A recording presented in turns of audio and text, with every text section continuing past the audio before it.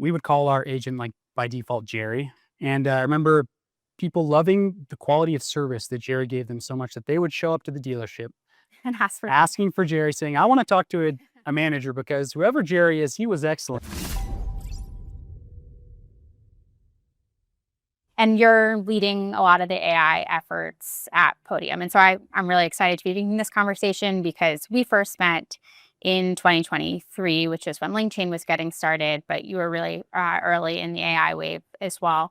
Tell me a little bit about Podium as a business. It's been around for over 10 years, but the last 2 to 3 years have looked pretty dramatically different for the company. You recently shared you do over 100 million in AI revenue, which is incredible growth. But tell me a little bit more about why you went all in on AI and what's that meant for the business. Yeah, I mean, having spent 10, 11 years now building a communications platform, when we started recognizing the potential of agents to play a role in closing leads for our customers, I think the opportunity was really obvious. But the story, it goes actually a little bit further back than that. Our founder, Eric Ray and Dennis Steele, they were in the Y Combinator batch of 2016, where they, at the time, Sam Altman was the president of YC, and made a connection there that actually led them to get early GPT-3 access in 2020. And fast forward to 2023, this opportunity to help our customers respond to inbound leads was such a clear opportunity. I mean, they speed to lead is what they call it, and that means everything to these customers. The first business to respond is almost always the one that's actually going to get an end consumer's business. And so as we were using large language models to do a range of actually initially different things like respond to reviews or suggest replies within our platform, the opportunity that stood out above all the rest was if we can respond to these leads with genuinely helpful information like a human would, and be the first person to feel like they really got what they were looking for when they messaged a business, that we would get that leads business for our customers. And so our agent started off with, can we take information about a car dealership's inventory? So what vehicles actually exist on the lot? And then take some playbooks on how the business wants to respond to leads, and bring those two things together to provide that information and to schedule a test drive on behalf of that business. And so that's really where our journey started with agents, and certainly like what started as a somewhat brittle and very, very difficult prompt engineering problem at the time. I remember like, it's funny, I remember prompt engineering at one point was trying to not get the model to reply with gibberish. And so just seeing how far we've come since then to models that can really take directives and instructions, I think has played a big role in what we believe is the future of agents.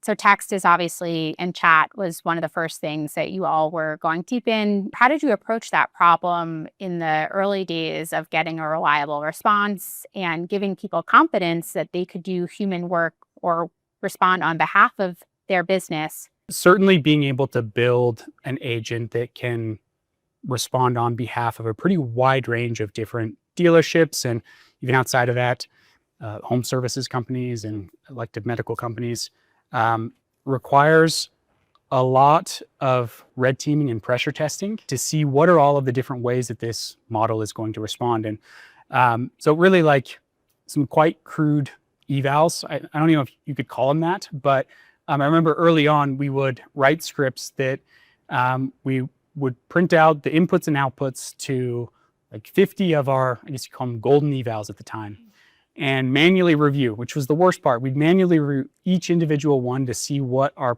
prompt changes had, what effect that it had.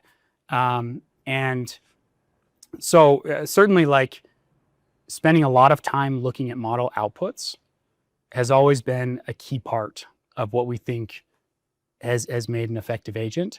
Yeah, whether it be rudimentary in the beginning, just simply a Google Doc of 50 inputs and outputs, to what has evolved now into more robust eval systems. I think certainly the hard part has always been quality and edge cases and understanding, not just in testing or pre-production, how the agent behaves, but beyond that, what are the long tail of edge cases that you're going to run into out in the wild? So certainly the iteration loop that we've built around that and around our products to continue to make that better over time has been an area of a lot of investment and has gotten easier over time, but it certainly has been the hardest part of achieving quality. Did you have any moment where you felt like it was going to meaningfully change the trajectory of Podium?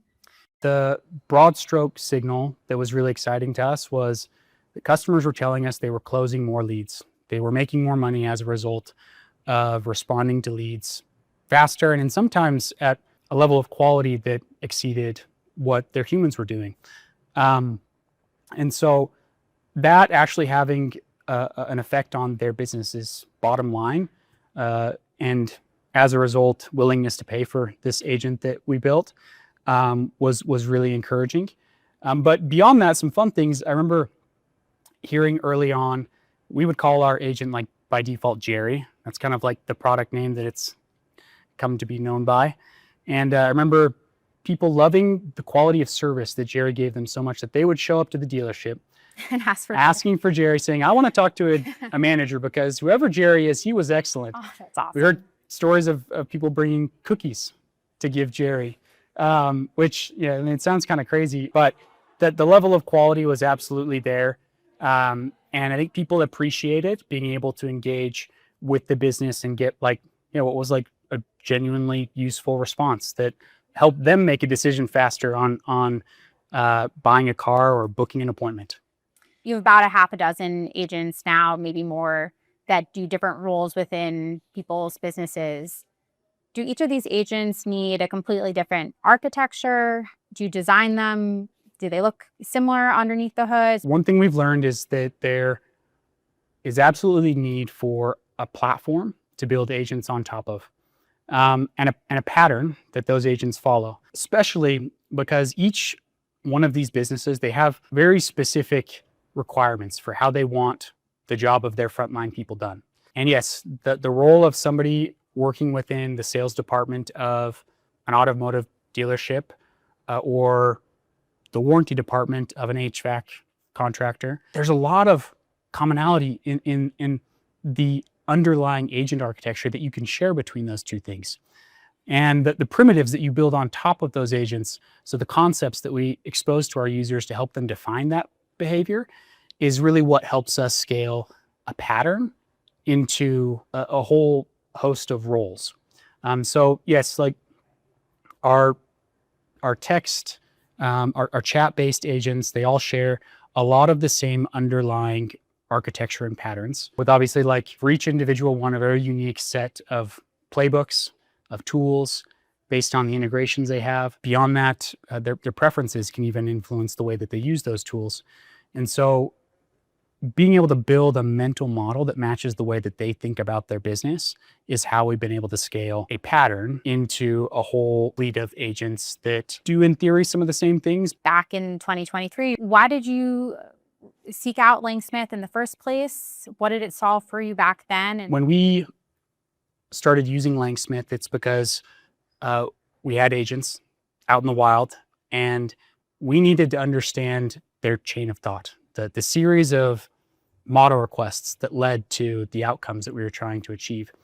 And I think this is actually, like, even today, something that is easy to overlook, where at the surface, when you ask an agent to do something and it doesn't perform whatever intended outcome you had hoped it would, the reality is when you really get into the details of what context that agent was provided, it becomes obvious the agent was behaving rationally. It had instructions or reasoning or context that led it to behave in the way that it did. And I think that is where a lot of the gains can be had, is in those details, in really like honing in on spending time resolving those and making sure that context and and the instructions that the models provided are as clear and clean as possible. They are, to some extent, black boxes, but their behavior wasn't entirely a black box because we had something that was helping us see from beginning to end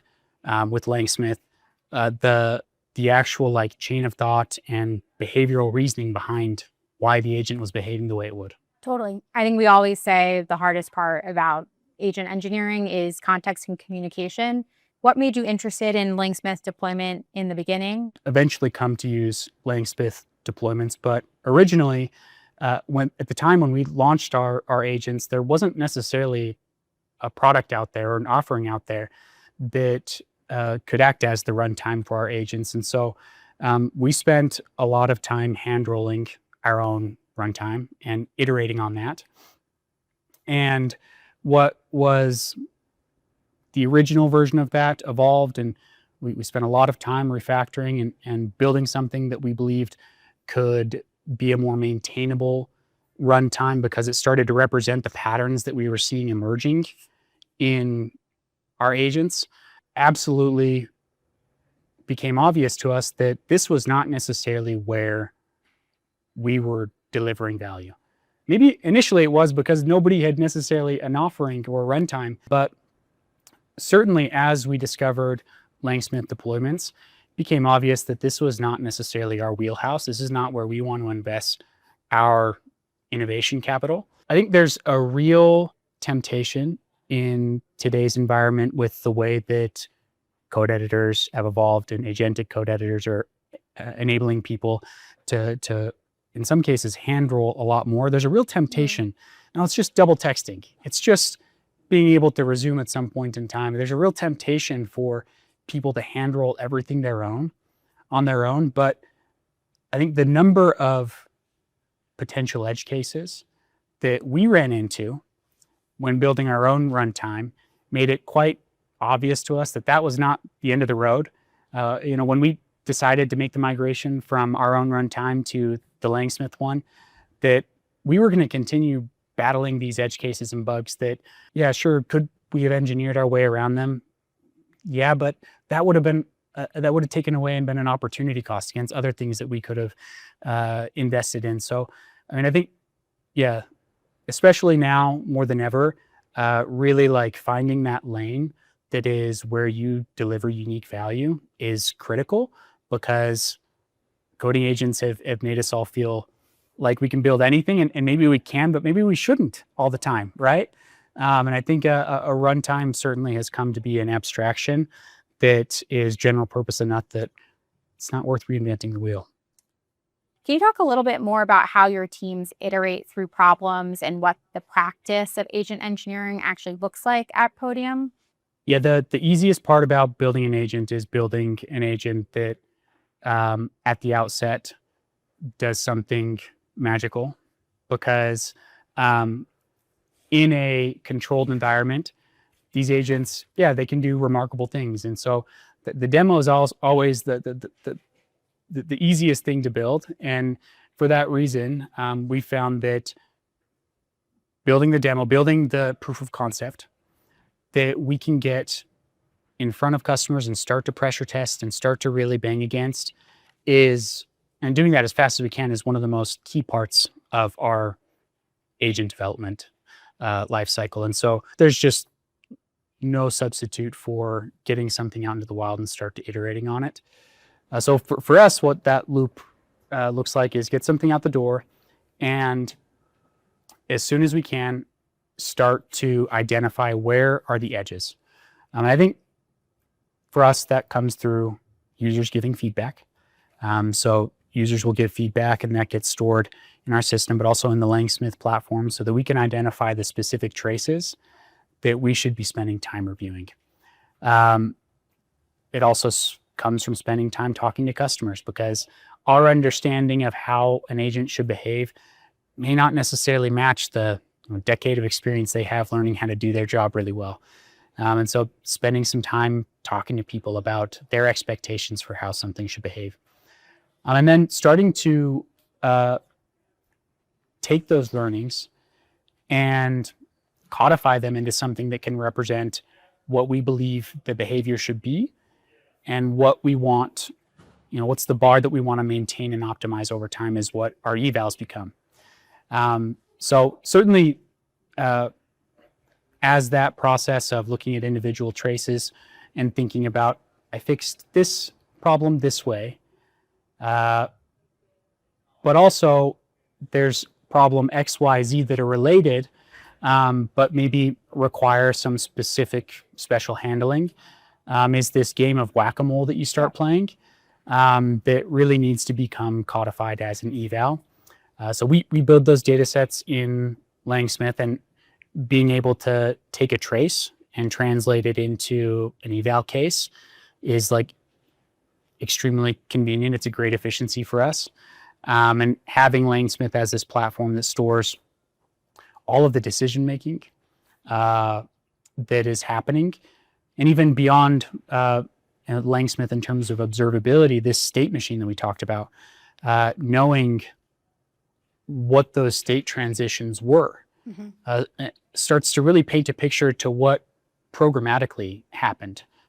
The trace can tell you a lot about the model inputs and outputs and how all of those work together, but certainly having checkpoints of each individual state change adds another layer of observability that helps us to go even deeper into what we can optimize. So all of that, taking customer feedback and translating it in evals, spending a lot of time looking at the data, those are all activities that we do in LangSmith. We actually think of LangSmith as the agent engineering platform. And how have we helped you in that process of trying things out, moving really quickly, getting your agents in production in the hands of customers? There are a lot of benefits to the LangSmith platform as a shared platform across our organization that teams working on different products can follow similar patterns. And even if they don't necessarily know how important observability is at the outset, have a platform where they can capture that and instrument their agents, relatively trivially, but also deploy agents that follow patterns that we know are going to scale well, is a huge efficiency. Because at the outset, as we're onboarding more teams to build agents, they don't necessarily know the importance of an online eval system. And it might not be obvious to us, but for us as an organization to have LangSmith as our sanctioned go-to platform that we build agents on top of gives us the room to grow that we need, to ensure that, yes, we figured out our best practices and we're using LangSmith really well on a few teams, but then extending that beyond, because those additional teams can follow those same patterns, I think has been a huge tailwind that not only helps us get things off the ground faster, but also helps us grow beyond maybe what we had originally anticipated the use case of an agent serving, or the type of iteration that we anticipated doing on an agent. What's next for Podium? Yeah, I mean, I think I've teased on this a little bit, which is what started with a pretty simple, really perfecting a pretty simple interaction, perfecting the message that we send, is where we started. And I think where we're going is, how do we allow these business owners and employees within these local businesses to operate and automate a lot of the way that their business runs? And it has certainly customer facing implications, but also how do they build agents? And I mean, literally build bespoke agents to run the operations of their business. That space, I think, is where we see there being a tremendous amount of opportunity, and having, the communications layer, but also for us, increasingly building what we believe are the models that represent the way that people think about their jobs, and really perfecting the domains and entities and models that we're curating for those customers, we think is what's going to help unlock that and make agents part of that engine that runs their business in new and efficient ways that I think it certainly like represents the writing on the wall that we saw from the beginning, which is there's just so much decision making that can be automated today. If someone's getting started just today, because it's still just the beginning of this industry, what's the best piece of advice you'd want to give that person as they start their agent engineering journey? Yeah, that's a good question. I mean, I think to start by figuring out what it is that makes your agents differentiated and focusing on that is going to be a superpower. Tapping into as much of the ecosystem and best practices that have now emerged. I mean, to build a net new agent today is quite fun because there's in some ways a lot less unknowns. There's patterns that have emerged. There's platforms like LangSmith that have become go-tos for running your agents. I think is absolutely something that you can lean into and focus on really innovating on what's going to make your agent disruptive. Great advice. Well, Walker, thank you so much for doing this. This is a lot of fun. Yeah, thanks. Appreciate it, Julio.